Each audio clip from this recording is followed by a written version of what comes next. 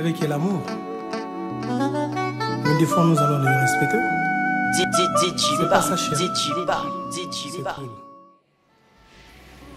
Well, it's variable. I mean, it's variable. Every country, every places you go, I think people got different knowledge. You know, I think Kizomba is still at an early stage.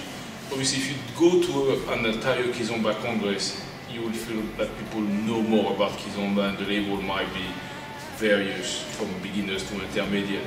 But when you go to Salsa Congress or Bachata Congress and you teach Kizomba, then you find out that few people really know Kizomba, or everybody does or did a class, a month, 2 months or whatever. They all got that kind of experience behind them, but they want to know more, they want to learn more.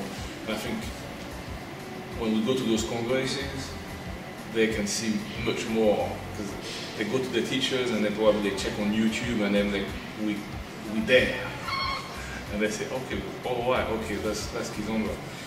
It's a different dance than salsa or bachata, even though bachata started very close, a bit like in the Republic Dominican, but now with the Italian bachata and all those moves they're doing in bachata, you know, they do a lot of similar moves like salsa. They keep away. In Kizomba, we tend to keep the lady very close. Originally, the zouk, the music, started to be very popular in the Caribbean, in Africa, in South America. I think the first people that really embrace our music beyond the music and the dance itself were the Brazilians. So what they did is they took our music to dance their dance, called the lambada. And gradually the name changed from lamba zouk to nowadays zouk. So where you go on YouTube or you go, there's even got Zouk Congress, but those Zouk Congress are not actually Zouk Congress, they are Lambada Congress, they are Lambada dance. People are doing Lambada on Zouk music originally. And so that was one of the first big love. Now, this time around, the Angolan were dancing Zouk, loved the Zouk, but what they did is they started dancing their own dance, which is Samba, on Zouk music. And then we evolved to the point where some clever musicians mixed the Zouk and the Samba, which now give us Kizomba. So that's why you got a lot of Samba steps in Kizomba. And we don't have so much Zouk steps. The basic steps, first basic, second basic, side basics are Zouk steps, if you want. But most of those steps are Samba steps, but they also got an influence from tango and ballroom and salsa.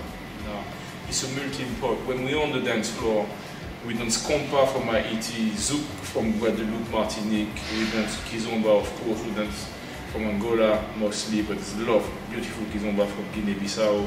And we do also Funana from Cape Verde, as well as Creole, Zouk. I know there's various type of music that we are doing on the dance floor. I mean, it's evolved. If you compare the Zouk to what's Kizomba now, we had what we call the Zouk love, which is very slow, which is now called Tarashina in the Angolan Lusophone Palo, traduction of that. And then the Kizomba is more or less the Zouk, and the Zouk Shirene is more or less the Samba in terms of the speed of the music and how people dancing. I still go to Palop, mostly Angolan parties, and they're playing the old Casa, which is one of the major groups that cross over from the French Caribbean.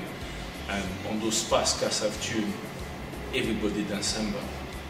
And they know the songs, because they're singing the song, or they know the song from, those songs are, Casa was big in the 80s, so that's a while back, you know, and everybody doing Samba step on those songs. And that's why you understand what happened, you know, and the difference. But also an interesting factor is Kizomba in one of the dialects from Angola, mean party, which is exactly the same for zouk in Creole. It means party. So it's just a big party. Party. And lots of ingredients in it. Yeah, exactly. So it's just a good big party and